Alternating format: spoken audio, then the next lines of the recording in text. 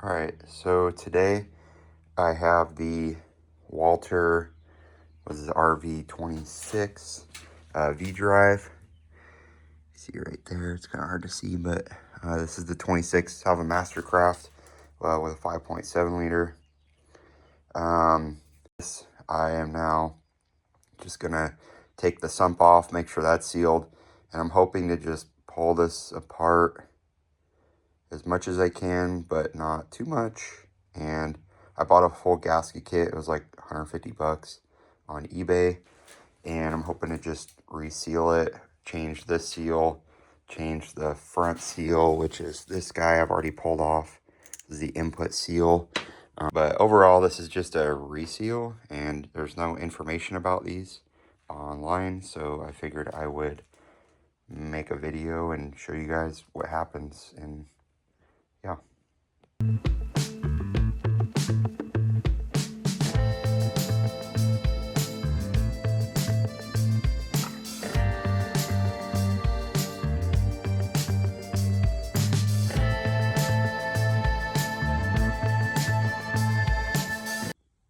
All right, so got the, what I assume is the oil pan essentially off, and then I got this back cover off, and then this is loose. So it appears to be this shaft has to slide out through the center of the gear, and then in order to do that and retain the bearing, I don't know, you could probably hit this whole assembly out as one, but that's probably not a good idea. I don't know.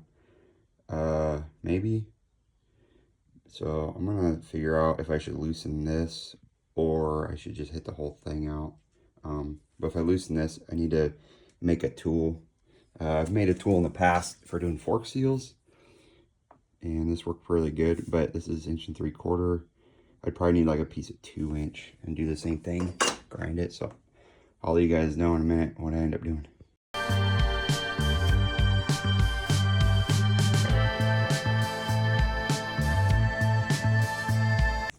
Okay, so I ended up having to use a press to get this out. This is that shaft pushing through the case.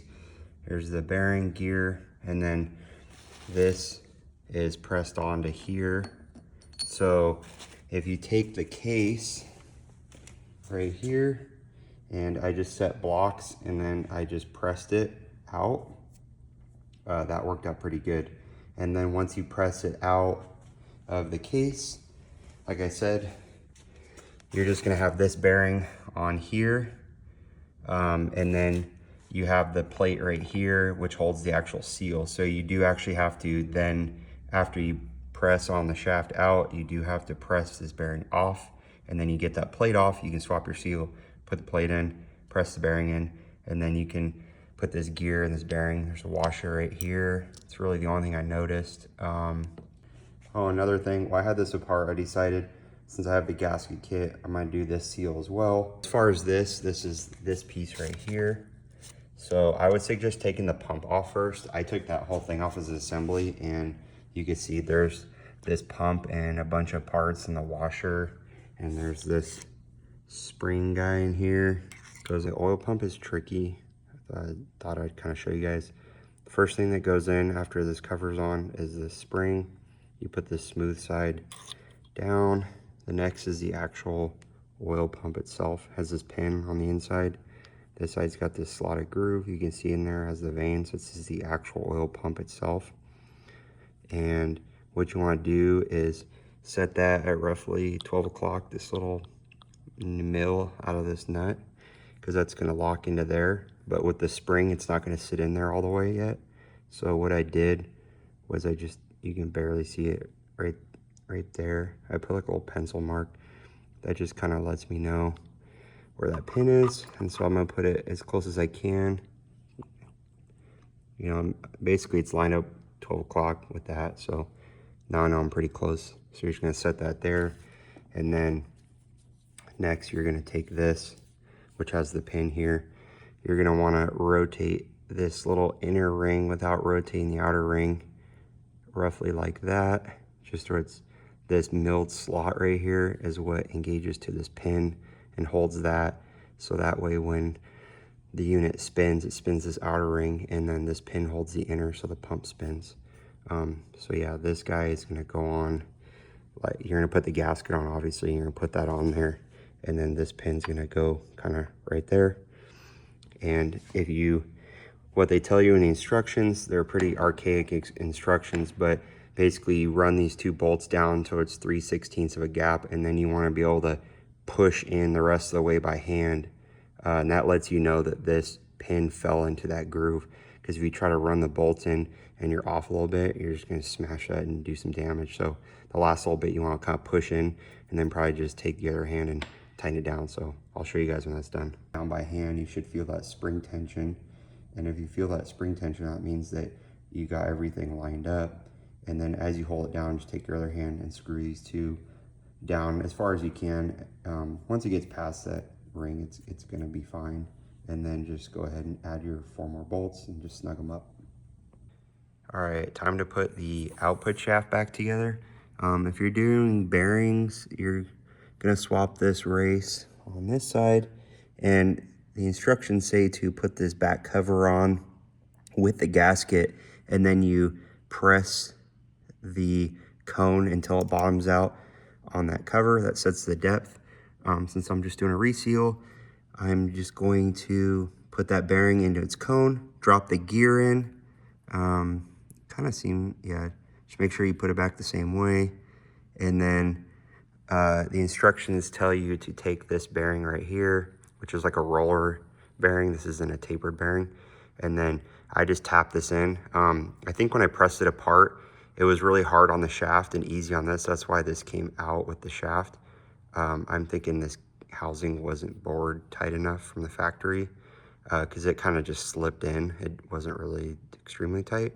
So just tap this guy in there until it basically bottoms out on the gear.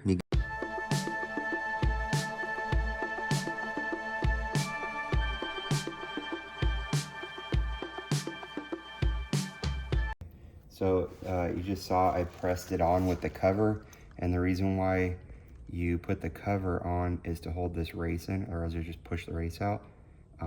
So now, and then the gasket gets you the distance too, so the race is set properly. So now I just put this washer right here back on. I'm gonna put this back on and then tighten this down.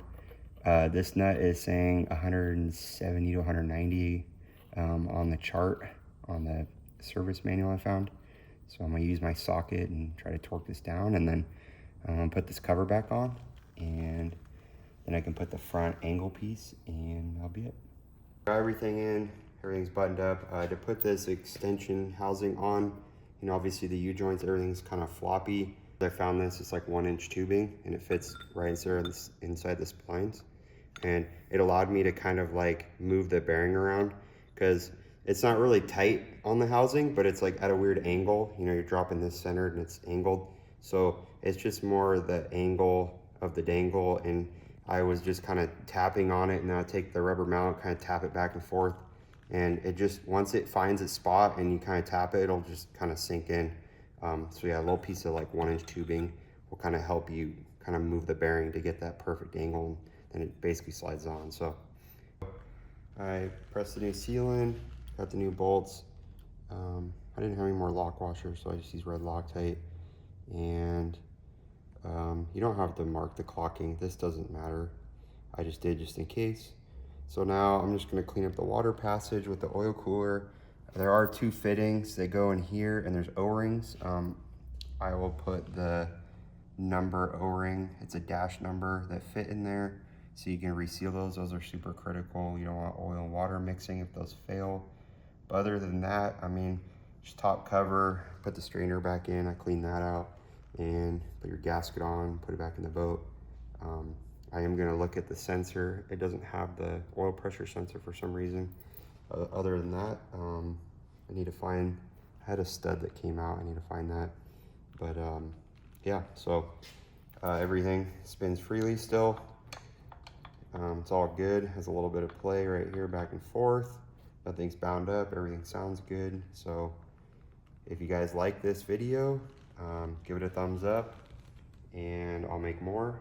And also you can share it to all your boat buddies. Like I said, I've never seen a video of anyone rebuilding these in any sort of depth. I've seen like random pictures on the internet, so I figured I would show you guys how to reseal it.